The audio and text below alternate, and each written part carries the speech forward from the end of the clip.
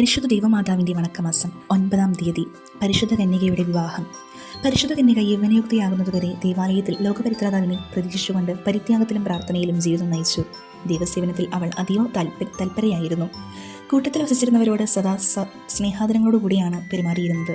യൗവനപ്രായമായവർ ദേവാലയത്തിൽ വസിക്കുക അപലീക്ഷണീയമല്ലാതിരുന്നതിനാൽ മേരി യൗവനയുക്തയായപ്പോൾ അവൾ വിവാഹം കഴിച്ച് അയക്കാൻ ദേവാലയ അധികൃതർ തീരുമാനിച്ചു. ലാവണ്യത്തിൻ്റെയും മറ്റെല്ലാ സൽഗുണങ്ങളുടെയും വിളനിലമായിരുന്ന മേരിക്ക് അനുരൂപനായ ഒരു വരനെ ലഭിക്കണം. യഹൂദ നിയമം സ്വഗോത്രത്തിൽ ഉൾപ്പെട്ടവർ തമ്മിലുള്ള വിവാഹമാണ് പ്രോത്സാഹിപ്പിച്ചിരുന്നത്. ഗോത്രത്തിൻ്റെ അവികലത പരിരക്ഷിക്കുന്നതിനായിരിക്കാം ഇപ്രകാരം നിർദ്ദേശിച്ചിരിക്കുന്നത്. മേരി ദാവീദ് ഗോത്രജനായിരുന്നതിനാൽ പ്രസ്തുത ഗോത്രത്തിലുള്ള യുവാക്കന്മാരെ മാത്രമായിരിക്കാം വിവാഹത്തിനുള്ള ഉദ്ദേശം അറിയിച്ചത്. എന്നാൽ വരുവാനിരിക്കുന്ന ലോകപരിത്രാതാവിൻ്റെ മാതാവിന് അനുരൂപനായ ഒരു വരനെ കണ്ടുപിടിക്കുക ദേവാലയ അധികൃതർക്ക് ദുഷ്കരമായിരുന്നിരിക്കണം.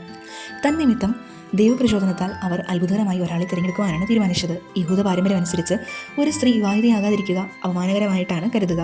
അതുകൊണ്ട് പരിശുദ്ധ കന്യകയും യഹൂദ ആചാരപ്രകാരം വിവാഹിതയായി എന്നനുമാനിക്കുന്നതിൽ തെറ്റില്ല. കൂടാതെ പരിശുദ്ധ കന്യക പരിശുദ്ധാത്മാവിൻ്റെ പ്രവർത്തനത്താൽ ദൈവസുതൻ്റെ മാതാവാകയാലും അവളുടെ അഭിമാനം സംരക്ഷിക്കുന്നതിനും വിവാഹം ആവശ്യമായിരുന്നു. ഇക്കാരണങ്ങളാലാണ് പരിശുദ്ധ കന്യകയും വിശുദ്ധ യൗസേപ്പും തമ്മിലുള്ള വിവാഹം നടന്നത്.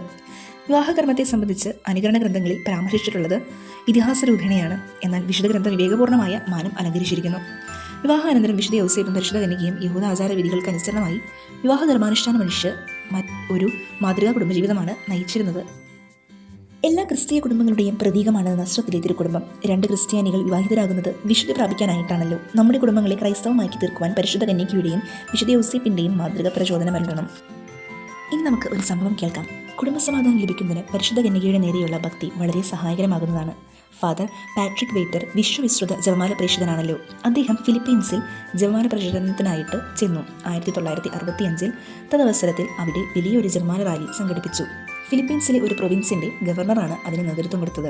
ഗവർണറുടെ മൂത്ത പുത്രൻ മദ്യപാനവും അസന്മാർഗീയ ജീവിതം വഴി ഗവർണർക്ക് അപമാനം വരുത്തി വെച്ചിട്ട് വീട്ടിൽ നിന്നും പുറപ്പെട്ടു പോയിരുന്നു.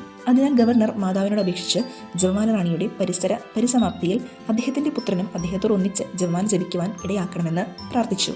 ഗവർണറും കുടുംബാംഗങ്ങളും ജപമാല ജപിച്ചുകൊണ്ട് നിൽക്കുമ്പോൾ അത്ഭുതമെന്നോണം അദ്ദേഹത്തിൻ്റെ മൂത്തപുത്രനും അവരോടൊത്ത് ജപമാലയിൽ പങ്കുകൊണ്ടു. ജപമാല റാലിക്ക് ശേഷം ഗവർണർ തന്നെ ഇത് പരസ്യമായി പ്രഖ്യാപിക്കുകയുണ്ടായി.